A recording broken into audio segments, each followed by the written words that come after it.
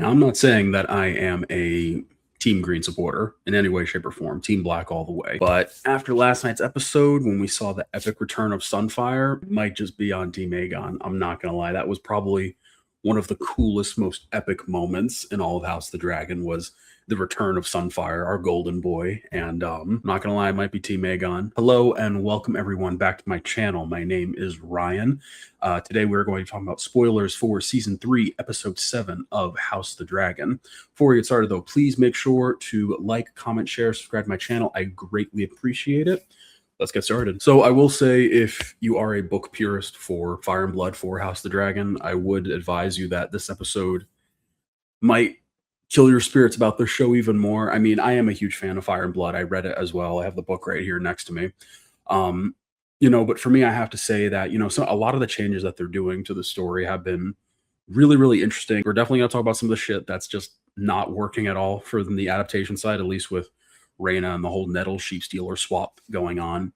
But I got to say, this is probably one of the better episodes of Season 3 so far since, I want to say, Season 3, Episode 2, or even The Gullet. First two episodes, you come out with a banger for the season. And then, not to say that the season has been slow or anything like that, but we have been building the story quite a bit. And I feel like this penultimate episode before next episode, when we finally get our battle at Tumbleton and all the chaos that's going to ensue there, we finally get a little bit of some cool payoff. We come to see House of the Dragon to see some fucking dragons.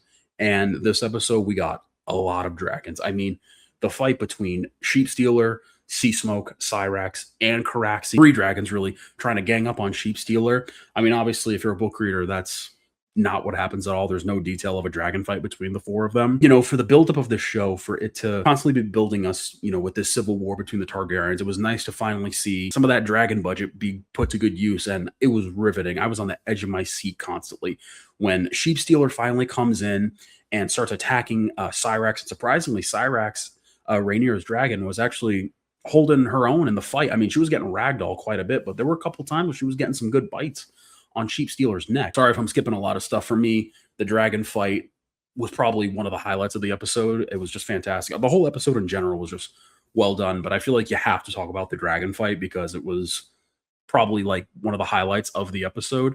I mean, it almost felt like a pit bull fight, like dogs just going at each other. And it was sad, because Sheep Stealer, he is a bad dragon. He's a wild dragon. He doesn't know any better. But you could see that he still was trying to be protective of Rhaena. And, as a dog owner myself, when your dog acts up and, it may be a bad dog, but it's your bad dog. It's your bad pet. And they love you and you love them. And it goes back and forth. So to see Sheep Stealer getting ganged up on, a fucking 3v1 and just getting pummeled, I mean, it was a little sad, I'm not gonna lie. It was really cool though seeing some of Caraxi's fighting skills though, because we know, spoilers for the future of the story. If you know what happens, you know that him and Aemond end up facing off with Vhagar and Caraxes, and Caraxes does end up fucking up Vhagar, and we get to see a little bit of that in this episode of his advantages. I mean, the first time we see Caraxes come in to attack Sheep Stealer, he's quiet as a church mouse. He does a full stealth drop down and just starts pecking at him to force him to go down to the ground, which I thought was so well done. And of course, people make fun of his long neck, the Bloodworm, but it's a huge advantage to him. I mean, his reach is so long that when he's biting Sheep Stealer's neck and wings, Sheep Stealer can't bite at him because his neck and reach is so long that he can't even reach for anything. So that's a huge advantage. And just his fierceness, we see how tactical he is. We see Cyrax go in brazen, trying to take down Sheep Stealer herself. And, although she gets a couple bites in on her, Sheep Stealer does end up ragdolling Cyrax. And we see Sea Smoke try to get in there, and Caraxes is just waiting. He's waiting for his opening, and he finally comes in, and Caraxes takes, no damage in the fight, basically. He was the dragon that took the least amount of damage. He was quiet, he was stealthy, and he attacked when he had the opportunity to take down Sheep Stealer. And for me, it was very, very effective. I mean, just to see the bond between Caraxes and Daemon is always fantastic. I mean, I think that's one of the better parts of the show is that they've done so well. Is the bond of all the dragon riders was just so well done, especially though for Daemon and Caraxes. And also too, speaking of Daemon, I really love that we got a little more insight into him, about his past, about Alyssa Targaryen. His mother passed away when he was 3 years old. He didn't have a dragon for a very long time, and he actually relates to Rhaena a lot and the struggles that she's going through. And I just think his character growth has been so fascinating throughout the show, and it's such a nice way of seeing him be so tenderly and warm, trying to rekindle his relationship with Reina. I think it makes him just like for me, like one of the best character arcs in the show so far has been Damon. I think he still has been just an endlessly fascinating character, but to see him trying to be a better parent and try to rekindle and more of that fatherly protective side of him, I think is such a new and cool element that they added to him. I will say though, the characters that are endlessly frustrating me are Reina. Reina, I don't know why they switched out Nettles to make Reina be the writer of Sheep Stealer. I don't know why. They even teased us in the show when Damon goes to Lady Jane Eyre. He actually stands right in front of the moon door, which is pretty badass. It shows that he doesn't give a fuck. Like he's not threatened by Lady Jane. And she's like, "Oh, there's the rumors of a wild girl and a dragon running amongst the sheep and the nettles." It's like, all right, we see what you're doing. You're giving us the little breadcrumbs of what this like. We knew what you were doing already. Yet you have to fucking throw it in our face of you had to cut out nettles, so that you had to add that little line there, a little fucking knife twist in us. Like, okay. Even then with Reina, it's so frustrating because she's like, all my life I've yearned for a dragon. I've yearned for this, like, and now I've lost everything. It's like you made that decision. And in the cost of getting her dragon, yes, Jace did die, and you were partially part of the reason why he fucking got killed at the gullet. And now she abandoned Sheepstealer, and Sheepstealer got 3v1 and got fucked up in the fight. And now Sheepstealer is all up and damaged, and now he's off in the Vale and he's just by himself. Like you're like, oh, I want a dragon, but now we're gonna have to bring him. We're gonna have to take him down. Like you literally ruined Sheepstealer's life. He was just chilling in the Vale, eating sheep and just doing what he does. Then you come into his life and you ruined it, and then you abandon him when he finally starts to become loyal to you. I don't know. The whole Reina plot has been up and down. Like I said, the only good part about it is we finally get to see a little more of the warmer sides of Damon and his rekindling with his daughter. That's like the only thing that's like beneficial to that. Other than that, I feel like her character is just kind of frustrating at this point. I'm not gonna lie too. Rhaenyra has been kind of frustrating me this season so far. They keep, like I said, they keep doing this. They keep bringing her up and down. Whether she's going to start acting like a queen and start actually like doing some Aegon the Conqueror or Visenya Targaryen shit, where it's like just like fuck it, we're gonna start burning people. They keep teetering this line, and now we have her being so incompetent to the fact that she is willing to accept the manipulation of Mazaria, the mistress of whispers. I'm kind of getting over Mazaria as well. I mean, it's so obvious she is trying to manipulate the hell out of Rhaenyra to like turn her against Daemon. And now the fact that we're seeing Rhaenyra is just willing and able to let Mazaria just pour her honey in her ear, manipulate the hell out of her, ends up sleeping with her. I mean, the leaks from episode 7 that that if you knew about were on Reddit and Twitter and X, whatever, and all that. Those did come true. We got two, at least that one wasn't as uncomfortable. It was a little more annoying and stupid. Obviously, we got to talk about Aemond and the Alicent damn near sex scene. I mean, what the fuck was that? That was like some of the most traumatizing shit. Like that shit is like almost worse than like what's in the source material. They never talk about Targaryens doing mother and son, father and daughter shit. The closest thing we got to was in Fire and Blood, like the implications of Maegor and Visenya. Like Maegor was like a massive mommy's boy, but there was no talk about them like having sex and shit. But literally in Harrenhal, Aemond and Alice like does some kind of witchcraft on him where she like pretends to be Alice. And for some reason, Aemond was so into it that when he realized it was Alice actually having sex with him, that he was like, I can't do this. Like, okay, you were fine with your own mother, like getting on top of you and doing all this crazy shit to you. But as soon as you saw Alice, you're like, now this is getting weird. Like what are we doing? I don't know what the point of this is. I feel like they kind of hammered it home already with Alice, with Alicent being assaulted by her own son in episode 1 when Aemond full on like 25-30 second long kiss on the lips. Like that was just, I feel like that was enough. We don't need to see any more of Aemond's mommy issues. It's really gross to see. Just no, definitely just blah, no. And it turns out Alice was actually right about Alicent being there. She was right about her having ill intentions, and Aemond with his severe attention he wants from his mother, the mommy issues thing, He sees right past it, and Allison's able to poison him. Her plan clearly does not go right because Alice is a witch and she can easily heal him. And as soon as she sees Aemond is like, Alice, I need your help, and he just fucking passes out from the poison, Alice immediately was just like, what an idiot. Like he really is an idiot. She was right when she said, all you Targaryen boys, you all want the same thing.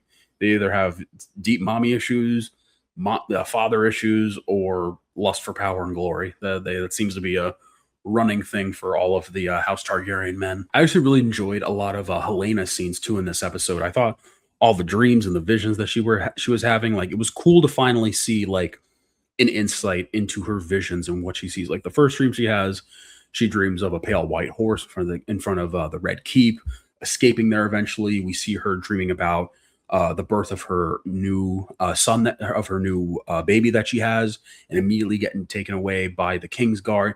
And then we finally, after 3 whole goddamn seasons, we finally get to see Helena on top of Dreamfire. And the whole design of Dreamfire is really cool. She's got like these like spiked horns, almost looks like a true queen's crown, like this almost like purple royal blue color was really cool. Her like burning people inside the dragon pit. And finally, we actually get to see her vision of the long night in the winter. We actually see the eclipse, which is pretty cool in the sky. You know, like the sun goes out forever, and then the cold mist comes rushing in. Like it was really cool stuff to see from Helena. And you know, it's all her visions that she's going through. It's going to be interesting to see how Rhaenyra is going to like keep pushing her almost to like give her more insights into like what her visions may end up being. Because we saw in that scene when she goes to her bedchambers, like she was almost shaking her like a magic 8-ball to kind of like get her fortune of what she wants to see. Like, I want to know about Tumbleton. I want to know about Damon. I want to know about my Winter Wolves. Like, tell me what I want to know. Tell me the shit that I want to hear. Like, don't give me all this bullshit about, oh, I saw a gray mare in my vision. No, I want to hear what I want to hear. You know, she like physically starts threatening her, and we're really starting to see like this descent into madness of Rhaenyra. I think they've been doing a good job of it. Some of the shit I can go without. Like I said, the whole Mazzaria thing, like, I don't know, it just felt a little stupid on Rhaenyra's part that like it's clear Mazzaria is like pouring her honey and manipulating her. But I guess Rhaenyra is that vulnerable that she's just willing to accept any kind of affirmations from someone, even if it's someone who is definitely double playing and playing both sides in this in the scheme that she's going on in the Red Keep. Now, last thing that I do want to talk about is the very obviously we do also have to talk about the epic return of our golden boy Sunfire to Aegon. I mean, the fact that Aegon was so willing to like make his last stand, he wanted to go out in a heroic way, have the songs and everything sung about him. And basically he's with Tywin Lannister. He takes out his sword when the Mootons show up, the army declared for Rhaenyra. And he has his whole fucking speech ready. He's like, behold, I am Aegon Targaryen, you know, Viserys' true heir. And you hear the little rumbles in the forest of some kind of beast emerging. And immediately I was like, Sunfire is not dead. It was clear as day. They were setting up, they were trying to juke the audience with saying, oh, Sunfire's long in the decay. He's dead, he's dead, he's dead. But he wasn't. He came back. He reemerged from the forest like a phoenix risen again, all burnt up, scarred up. He's got the fucking Harvey Dent Two-Face look going on, matching Aegon. And Aegon just embraces his full madness in one of the coolest, just fucking aura farming moment like I've ever seen in my life. It was amazing. Sunfire, Dracarys, and he just and Sunfire just fucking eviscerated the entire army. I mean, that scene was just immaculate. Aegon laughing hysterically and maniacally. I mean, that shit was peak. That was like some of the best stuff for me of witnessing in all 3 seasons of House of the Dragon. I mean, it was phenomenal. Like my blood pressure was up, my adrenaline. Like I said, I'm not a Team Green fan, but after that scene with Sunfire and Aegon, I might have to be a Team Aegon Sunfire supporter, because that shit was too fucking cool. Obviously, the very, very last thing in the episode, of course, was no surprise at all. Ulf ends up turning on Rhaenyra and Team Black as a whole.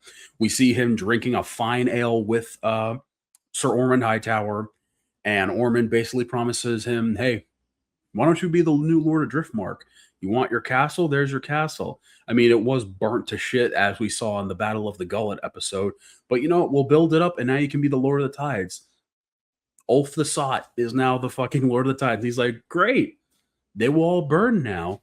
I mean, he was a traitor. He was. Like I said, Rhaenyra and Daemon, they did not treat him properly. They didn't.